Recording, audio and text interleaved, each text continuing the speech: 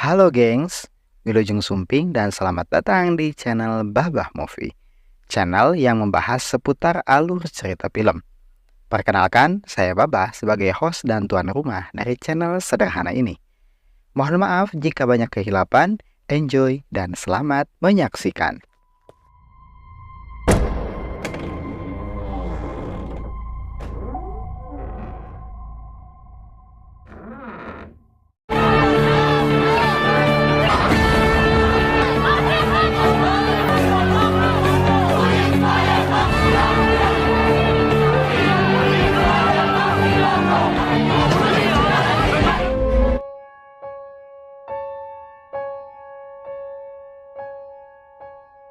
Anak awewe dari seorang guru yang hidupnya sederhana bernama Neng Akira.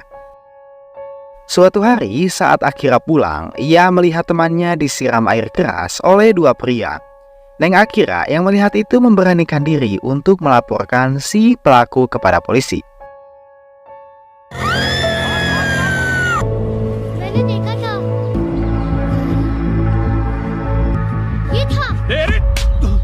Otomatis si Akira diancam oleh si pelaku. Mengetahui hal itu, si Babeh memasukkan Akira ke sekolah pencak silat untuk melindungi dirinya sendiri.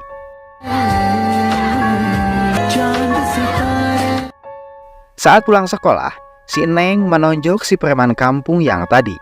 Bahkan saat si preman itu akan menyiram si Neng dengan air keras lagi, si Neng justru berhasil membelokkan air itu ke benget si preman. Akibatnya, si Neng ditangkap. Sebab menurut para saksi, Akira lah yang menyerang duluan.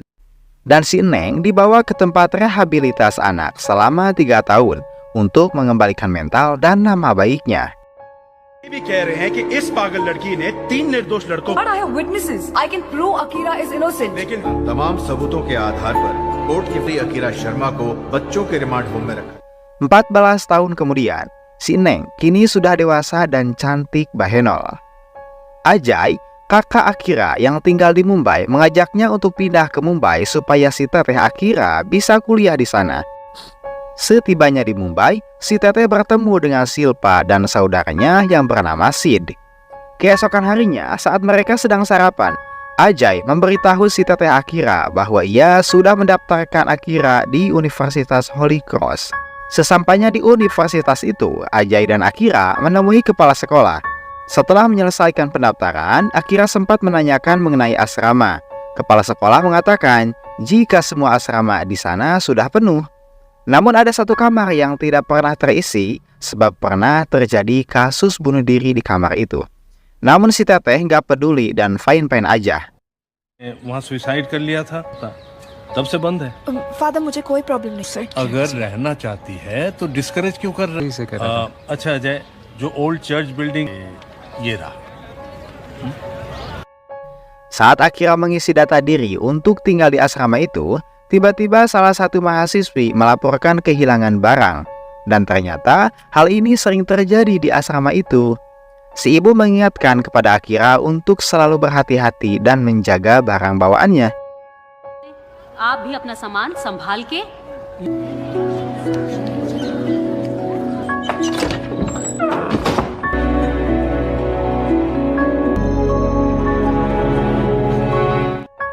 Suatu hari, saat Akira khusyuk belajar, sekumpulan mahasiswa datang, yaitu Niki dan teman-temannya. Mereka meminta si dosen dan para mahasiswa itu untuk mengikuti demo. Semua mahasiswa pun keluar untuk mengikuti demo tersebut, kecuali Akira yang tetap ingin melanjutkan belajarnya. Sudah bisa ditebak, Niki and the gang membuli Akira saat di kantin. Madam इसको कैंटीन का खाना भी पसंद।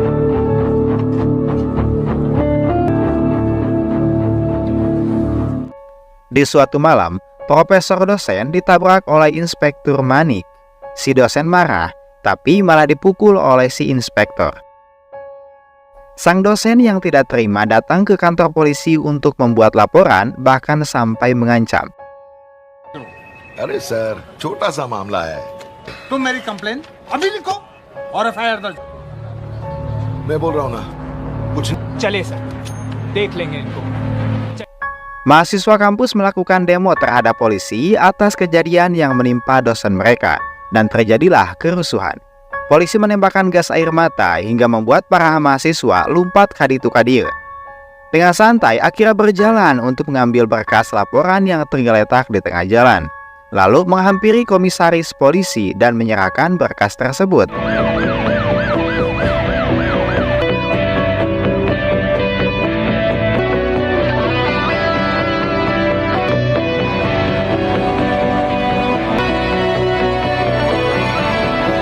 सर आपके ऑफिसर ने हमारे प्रोफेसर पर हाथ Di perlintasan jalan yang sepi, si Babang inspektur polisi yang jahat dengan 3 konconya melihat mobil yang melaju dengan kecepatan tinggi hingga mengalami kecelakaan. Mereka pun menghampiri mobil tersebut. Mengingat daerah itu bukan daerah kekuasaan si Babang mencoba menghubungi polisi yang mengatasi daerah tersebut. Ketika satu temannya memeriksa bagasi belakang, dia menemukan koper yang berisi uang dengan jumlah yang sangat banyak. Mereka berniat mengambil uang dan membereskan kecelakaan tersebut. Namun tiba-tiba si pengendara sadar dan keluar dari mobilnya. Namun si Babang malah memukulnya dengan sebuah dongkrak hingga si pengemudi itu tewas.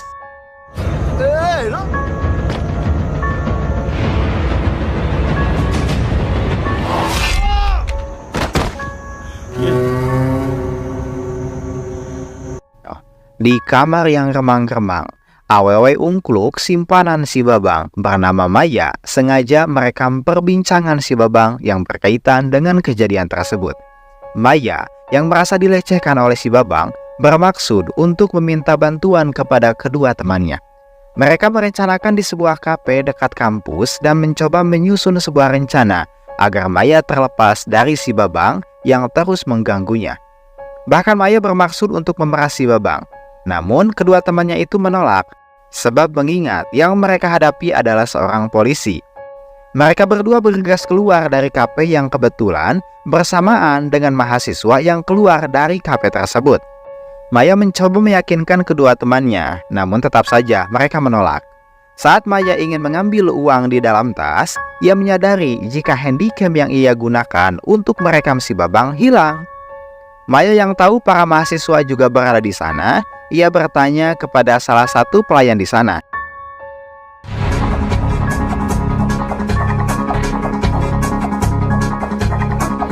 मेरे बैग में एक कैमरा था, वो गायब है गए। मैंने ध्यान नहीं दिया मैम। क्या तुम उन लोगों को जानते हो? होली क्रॉस कॉलेज के student. Ada seorang poluan yang sedang kereuneuh alias hamil bernama Robiah. Ia bertemu dengan si Babang. Ketika sedang berbicara dengan Rabiah, si Babang mendapat telepon dan diancam karena rekaman video tersebut. Si Babang panik dan berusaha mencari si Maya. Berkat bantuan temannya, si Babang berhasil melacak nomor telepon si pengancam. Dan nomor tersebut adalah nomor mahasiswa kampus tempat Akira belajar. हमें थोड़ा होशियार रहना चाहिए। ये मेरे साथ ऐसा करेगी सुबह है, मोबाइल फोन बंद है। सर आपको जो कॉल आया था वो first year student Holi cross college. Suatu hari saat Akira menelpon, ia diganggu oleh Niki dan teman-temannya. Karena kesal, Akira menggoeng tangan si Niki. Si Niki tidak terima dan berniat mengajak gengnya untuk menghajar si Akira. Salah satu teman cowok si Niki menghampiri Akira untuk menonjok si Akira. Namun dengan cepat Akira memukulnya dengan sebuah pot.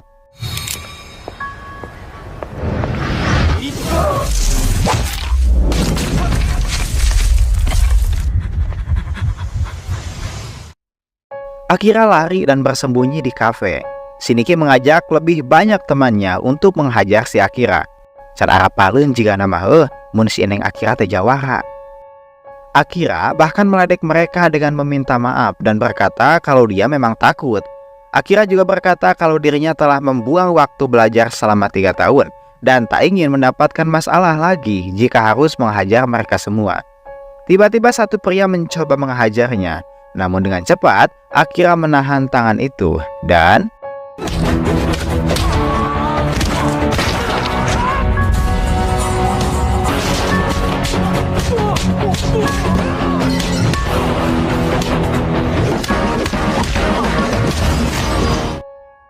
Di tempat lain, Maya tertangkap oleh si Babang. Maya diinterogasi dan disiksa. Karena kesal, si Babang menendang kursi itu sampai Maya terjatuh hingga Maya pun tewas. Si Babang memanipulasi kematian Maya dengan dugaan bunuh diri. Kasus tersebut ditangani oleh Polwan Rabi'ah. Ia mendapatkan kejanggalan atas kematian Maya. Melihat lebam di mata dan pipi di mayat si Maya, Rabi'ah berpikir kalau Maya telah dibunuh. Bersamaan dengan Rabi'ah yang memiliki catatan tagihan si Maya, ia menyelidiki satu persatu tempat yang dikunjungi oleh si Maya. Charger तो है लेकिन कैमरा नहीं। क्या है madam? Credit card का बिल 4 जगह पर card swipe किया है। Beauty parlour, pub, supermarket. Rabi'ah menyelidiki kafe dekat kampus Holy Cross dan mendapatkan identitas kedua teman Maya. Setelah itu, Rabi'ah memberitahu alamat dua teman Maya kepada konco si Babang. Konco si Babang menangkap teman Maya dan berbohong kepada Rabi'ah kalau mereka telah kabur. Di sisi lain, Akira yang pulang lebih awal ke asrama menemukan tas tergeletak di depan kamarnya. Akira mengeluarkan barang-barang yang ada di dalam tas tersebut. Kemudian, polisi konco si Babang masuk ke dalam kamar si Akira. Keduanya menemukan barang bukti handycam yang berisikan video si Babang. Lalu mereka menangkap Akira tentunya. Dan ternyata Akira beserta kedua teman si Maya dibawa ke tengah hutan untuk dihabisi. Namun Akira bisa lolos berkat ilmu bela dirinya, sementara dua teman Maya tewas ditembak.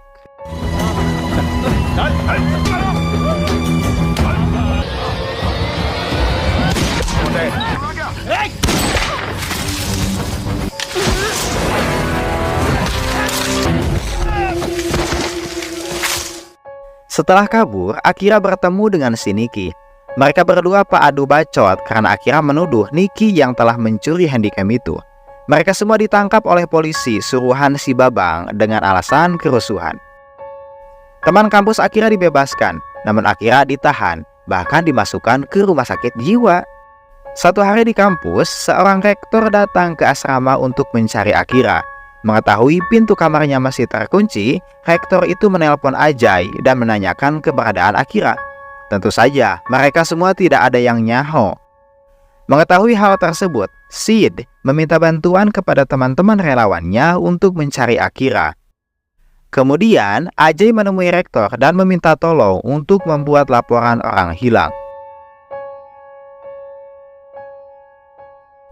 Sementara itu, si Babang polisi membawa Akira ke dokter untuk menyuntikkan dosis tinggi dengan tujuan merusak otak dan ingatan si Akira. Saat di rumah sakit jiwa, tak sengaja teman-teman Sid melihat Akira berada di dalam sel. Mengetahui hal itu, mereka langsung menghubungi Sid tentang kondisi Akira. Namun hal tersebut diketahui oleh orang suruhan si Babang. Saat Akira sadar, petugas rumah sakit jiwa kembali memberinya suntikan hingga membuat Akira tak sadarkan diri kembali. Keluarga Akira, rektor kampus, dan teman-teman Akira menanyakan hal ini kepada polisi dan dokter di rumah sakit jiwa itu. Namun, karena pihak rumah sakit jiwa sudah dikasih uang tutup mulut sama si Babang, mereka semua mengarang cerita dan mengatakan jika Akira memang benar-benar edan. क्या किया? ये कुछ 11 बजे बाइक पे ड्यूटी पे था। मुझे देखा तो वो अजीब सा भी होगा ना। मैं बाइक से नीचे उतर गया, बाइक ऐसा। Rabi'ah mendatangi kediaman rektor dan menanyakan soal para mahasiswa yang melakukan pesta di sebuah kafe, di mana Maya kehilangan kameranya. Berkat bantuan CCTV, ia menemukan seorang mahasiswi yang mengambil handycam di dalam tas si Maya. Dan ternyata pelakunya adalah putri dari si rektor. Rektor kesal dan menampar anaknya. Lantas, rektor itu menjelaskan kejadian yang sebenarnya. Sebenarnya, si rektor tahu kalau anaknya itu telah mencuri. Demi menjaga nama baik, ia membawa barang curian itu dan meletakkan barang tersebut di depan pintu kamar Akira. Tepat saat semua penghuni asrama sedang menikmati masa liburannya. Si rektor melakukan itu bertujuan agar Akira membawa tas tersebut kepada dirinya dan dapat mengatakan kepada semua murid bahwa pencuri itu telah mengembalikan barang curiannya dengan menaruhnya di depan kamar Akira. Namun si rektor tak melihat Akira saat malam itu. Lalu keesokannya, rektor itu mendatangi kamar Akira. Namun kamar Akira terkunci. Dan ternyata pada malam itu Akira pulang dan mengatakan kalau dia menemukan tas itu. Bahkan semua yang Akira alami saat malam itu dia ceritakan kepada si rektor. Mulai dari dia membuka tas itu dan datang 2 polisi membawa Akira dengan barang-barang tersebut beserta handycamnya. Akira juga mencerita bahwa mereka juga membawa 2 pria dan bahkan menghabisi mereka berdua. Dan si rektor juga berkata kalau putrinya itu sempat menghubungi salah satu polisi yang berada di dalam rekaman. Si anak mencuri tas itu memang untuk mencemarkan nama baik ayahnya. Aduh, Neng. Sebab memang hubungan si rektor dengan anaknya ini selalu pasea, alias tidak harmonis. मेरे फ्रेंड्स के सामने मुझे मारा के लिए गुस्से में मैंने ये सब किया, ये मेरी आदत बन गई। बड़ी आसानी से तुम्हें आने की वजह से कितनी लोगों की जिंदगी बर्बाद हो चुकी है। Setelah mendekam di penjara beberapa hari, Akira berhasil lolos setelah dibantu oleh salah satu pasien rumah sakit jiwa bernama Rani. Akira menemui keluarganya dengan mengutarakan kejadian yang dialami. Namun mereka semua tidak ada yang percaya. Akira dan Rani menangkap polisi bawahan si Babang supaya dia mengungkapkan fakta sebenarnya di acara ulang tahun kampus. Dan kabar hilangnya si polisi itu membuat panik si Babang and the Konco. Si polisi ecek-ecek itu diikat dan disiksa di gereja tua di belakang kampus. Akira menghubungi Sid dan meminta keluarganya untuk datang di peringatan ulang tahun kampus tepat jam 9 isuk-isuk. Dan ia juga mengatakan kepada Sid kalau akan ada yang mengaku mengenai alasan para polisi ingin menghabisinya dan membuatnya gila.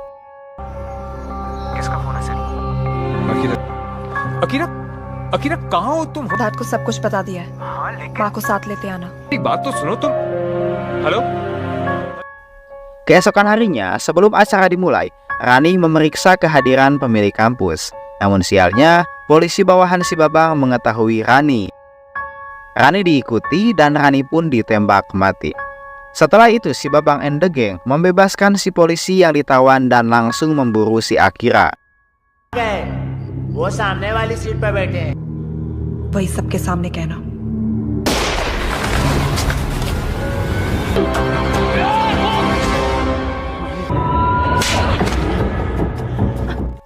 Si Babang berusaha memanipulasi kejadian dengan membuat seolah-olah Akira berontak saat akan ditangkap. Bahkan, si Babang dengan sengaja menembak satu konconya. Lalu si Babang meminta konco yang lain untuk menembak si Akira. Si Babang sempat pasea dengan bawahannya sebab tindakannya yang arogan dan ingin menang sendiri. Tentu saja, si Babang yang merasa ketua merasa tak terima dan langsung menembak mati bawahannya itu. Kemudian rencana diganti, di mana polisi yang tewas adalah ulah dari Akira yang mengambil pistol dari si Babang. Dan dia kembali meminta anak buahnya untuk menembak Akira. Untunglah, pahlawan kesiangan pun datang. Poluan hamil Rabi'ah datang ke TKP dan langsung menangkap mereka semua. Namun tak lama kemudian, Rabi'ah menerima telepon dari komisaris untuk tidak menangkap si Babang and the Gang. Sebab ternyata si Babang adalah adik dari pejabat sekaligus pemimpin dari Partai India Utara yang menjadi penyebab kerusuhan di kota Mumbai sebelumnya. Partai yang dipimpin oleh Bablu akan menjadi tuan rumah acara di Mumbai yang sudah menimbulkan ketegangan dengan partai lokal. Dan uang yang mereka curi merupakan uang dana acara tersebut. Sehingga jika berita ini tersebar, maka si pejabat Bablu akan memprovokasi masyarakat dan menyebabkan kerusuhan. वो पैसा इसी पूजा के लिए लाया जा रहा था। एक्सीडेंट में नहीं मरा, बल्कि बारी फिर से दंगे भड़का देगा। इसलिए मैंने ऑफिसर से डिस्कशन करके ही ये डिसीजन लिया।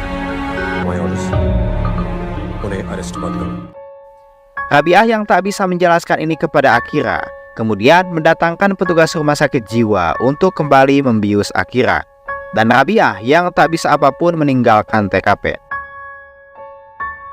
Akira yang mulai marah menghabisi si Babang and the Gang. Madam, madam, madam.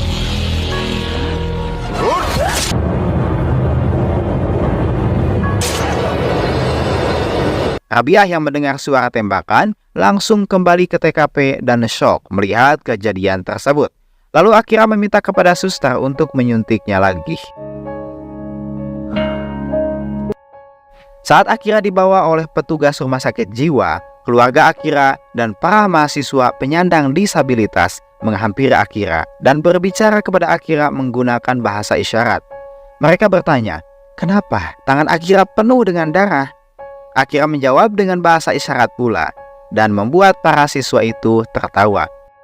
Lalu Rabiah bertanya, apa yang Akira katakan? Dia menjawab kalau Akira telah memaku tangannya di salib.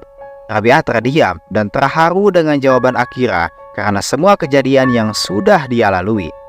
Lalu Akira dibawa oleh petugas ke dalam mobil ambulan. Singkat cerita, Akira keluar dari rumah sakit jiwa tanpa ada kasus apa-apa dan pulang ke kampungnya untuk meneruskan almarhum ayahnya menjadi seorang guru untuk penyandang disabilitas. Dan film pun selesai. Terima kasih sudah menonton video ini. Sampai jumpa di video berikutnya. Hatur nuhun.